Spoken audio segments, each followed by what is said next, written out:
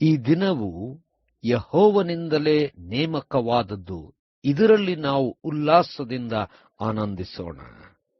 ಮಂಗಳವಾರ 31 ಅಕ್ಟೋಬರ್ 2023 ಇಸ್ವಿ.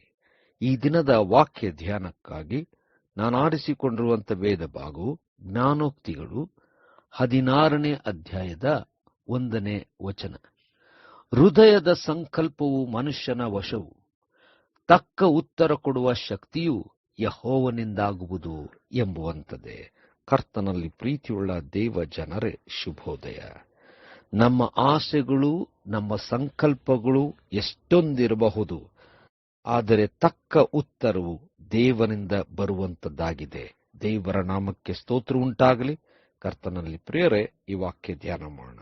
ಈ ದಿನದ ವಾಕ್ಯ ಧ್ಯಾನದ ಶೀರ್ಷಿಕೆ, ನಮ್ಮ ಆಸೆ ಆತನ ಉತ್ತರ.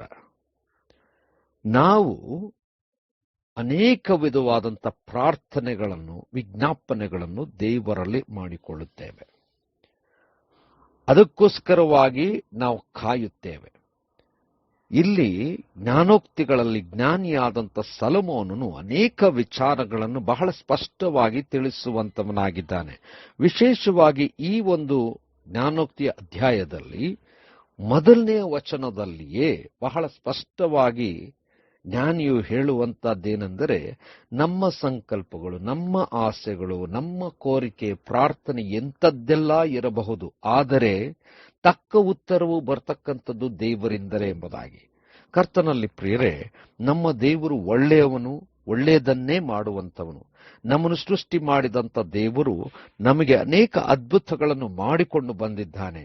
ನಮ್ಮ ಪ್ರಾರ್ಥನೆ, ವಿಜ್ಞಾಪನೆಗಳನ್ನು, ನಮ್ಮ ಆಸೆಗಳನ್ನು ತಿಳಿದಂಥವನಾಗಿದ್ದಾನೆ. ಆದರೆ ದೇವರು ತನ್ನ ಚಿತ್ತಕ್ಕನುಸಾರವಾಗಿ ತನ್ನ ಸಮಯದಲ್ಲಿ ಉತ್ತರ ಕೊಟ್ಟು ಎಲ್ಲವನ್ನು ಅದ್ಭುತವಾಗಿ, ವಿಶೇಷವಾಗಿ, ಸುಂದರವಾಗಿ ನಮಗೋಸ್ಕರವಾಗಿ ಮಾಡುವಂತವನಾಗಿದ್ದಾನೆ.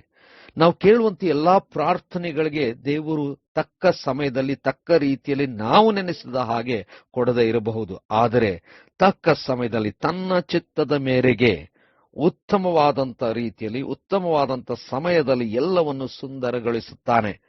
ಕೆಲವು ಪ್ರಾರ್ಥನೆಗಳಿಗೆ ದೇವರು ಉತ್ತರ ಕೊಡದೆ ಅದನ್ನು ತೆಗೆದು ಹಾಕುತ್ತಾನೆ. ಯಾಕಂದ್ರೆ ದೇವರು ಭವಿಷ್ಯವನ್ನು ನೋಡುತ್ತಾ ನಮಗೆ ಒಳ್ಳೆಯದನ್ನೇ ಮಾಡುವಂತವನಾಗಿದ್ದಾನೆ.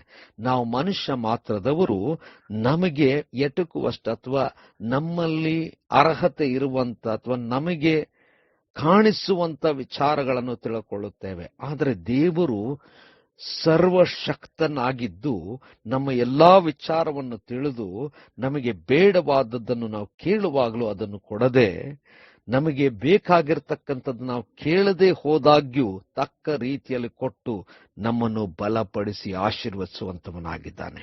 ಇಂಥ ದೇವರಿಗೆ ನಮ್ಮ ಎಲ್ಲಾ ಕೋರಿಕೆಗಳನ್ನು ಇಟ್ಟು ತನ್ನ ಚಿತ್ತದಿಂದ ಬರುವಂತ ಉತ್ತರಕ್ಕೋಸ್ಕರವಾಗಿ ನಾವು ನಮ್ರತೆಯಿಂದ ಕಾಯೋಣ. ಕರ್ತನೇ, ದಯಾಮಯ ಸ್ವಾಮಿ, ನಿನ್ನ ಕೃಪೆಯಿಂದ ನಮ್ಮನ್ನು ನಡೆಸು. ಯೇಸುವಿನ ನಾಮದಲ್ಲಿ ಪ್ರಾರ್ಥನೆ ಬೇಡಿದ್ದೇವೆ ತಂದೆಯೇ, ಆಮೆನ್.